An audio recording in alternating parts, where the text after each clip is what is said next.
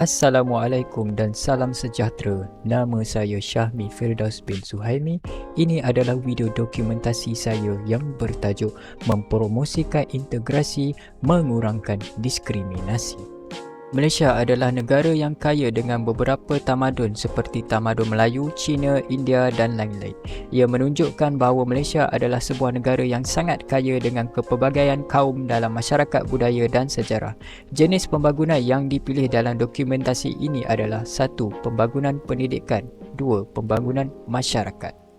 Mari kita lihat bagaimanakah caranya untuk mempromosikan integrasi dan mengurangkan diskriminasi di kalangan masyarakat Malaysia dari sudut pembangunan pendidikan. Pendidikan adalah penting bagi menambahkan pembelajaran tentang budaya dan tradisi yang berbeza serta memperkenalkan idea-idea tentang hak asasi manusia dan keadilan sosial. Ini membantu pelajar memahami pentingnya toleransi dan penerimaan terhadap perbezaan serta memberikan mereka dengan strategi untuk membantu mengatasi diskriminasi jika mereka mengalaminya. Seperti subjek pendidikan sivik membantu untuk membangun kefahaman dan kesedaran tentang hak asasi manusia, demokrasi, toleransi, semangat patriotisme dan penerimaan terhadap perbezaan. Antara langkah-langkah dan penambahbaikan yang dapat diambil dari sudut pendidikan: 1.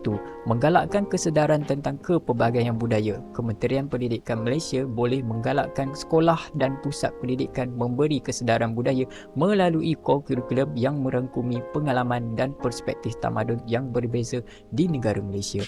Yang kedua, menggalakkan toleransi dan keterbukaan. Sekolah boleh menggalakkan toleransi dan keterbukaan melalui persekitaran pembelajaran yang inklusif. Yang ketiga, menggalakkan kesaksamaan. Sekolah boleh membantu menggalakkan kesaksamaan dengan memastikan semua pelajar tanpa menilai latar belakang mereka dan mempunyai peluang yang sama untuk belajar dan membangun.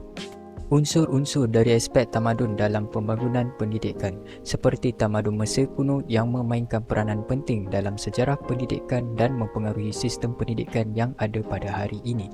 Di Mesir kuno, pendidikan diajar dalam bentuk pelajaran tradisional seperti matematik, astronomi dan bahasa. Juga tamadun Islam yang memperkenalkan konsep-konsep pendidikan tentang keadilan, keharmonian, hukum dalam Islam dan hidup kepelbagaian agama dan bangsa. Ini akan memperkuatkan nilai-nilai yang mempromosikan toleransi dan penerimaan terhadap perbezaan kaum. Tidak ketinggalan tamadun Cina. Dalam pendidikan tamadun Cina yang memfokuskan pembelajaran nilai seperti disiplin, kerja keras dan ketelitian. Nilai-nilai ini boleh diterima pakai dalam pembelajaran dan membantu menggalakkan penghormatan terhadap proses pembelajaran yang berterusan dan saksama. Seterusnya, mari kita melihat bagaimanakah caranya untuk mempromosikan integrasi dan mengurangkan diskriminasi di kalangan masyarakat Malaysia dari sudut pembangunan masyarakat. Pembangunan masyarakat seperti rukun tetangga ditubuhkan oleh kerajaan bertujuan meningkatkan keamanan dan keharmonian dalam masyarakat Malaysia. Ia merupakan konsep kejiranan bagi teori yang menekankan pentingnya kerjasama antara penduduk.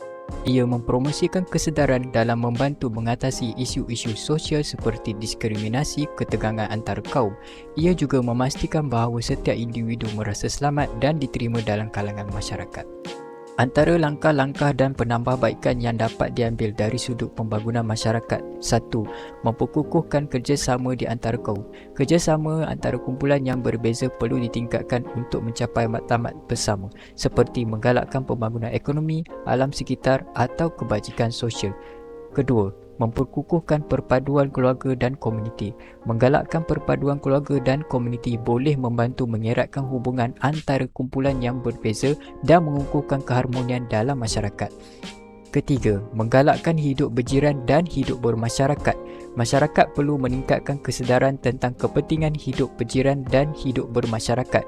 Ini dapat membantu mengeratkan hubungan antara penduduk dan menggalakkan keharmonian dalam komuniti.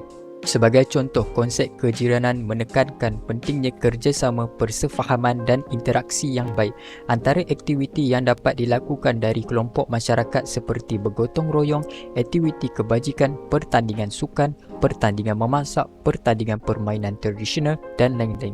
Dengan ini, ia membantu mengurangkan stereotip dan mempromosikan pemahaman untuk bertoleransi antara budaya yang berbeza. Unsur-unsur dari aspek tamadun dalam pembangunan masyarakat seperti tamadun Yunani kuno yang memulakan konsep kejiranan dari pemikiran filsuf Yunani seperti Aristotle yang membincangkan tentang pentingnya kerjasama dan sosialisasi antara individu-individu dalam masyarakat. Dalam tamadun Yunani, kejiranan dilihat sebagai sebuah komuniti kecil di mana warga-warga saling membantu dan bekerjasama. Kejiranan memainkan peranan penting dalam mempromosikan integrasi dan mengurangkan diskriminasi dengan menciptakan ikatan sosial dan persefahaman antara individu-individu yang berbeza. Konsep kejiranan boleh dikaitkan dengan peribahasa bersatu teguh, bercerai roboh yang bermaksud kesatuan persefahaman dalam sebuah masyarakat. Dokumentasi ini berakhir dengan kesimpulan menunjukkan betapa pentingnya pembangunan pendidikan dan pembangunan masyarakat bersama dalam mempromosikan integrasi dan mengurangkan diskriminasi dalam masyarakat. Ini memerlukan usaha dari semua pihak termasuk pendidikan, undang-undang, masyarakat dan kerajaan untuk memastikan bahawa semua lapisan masyarakat dapat memiliki kesempatan yang sama untuk berkembang dalam masyarakat yang inklusif dan berintegrasi.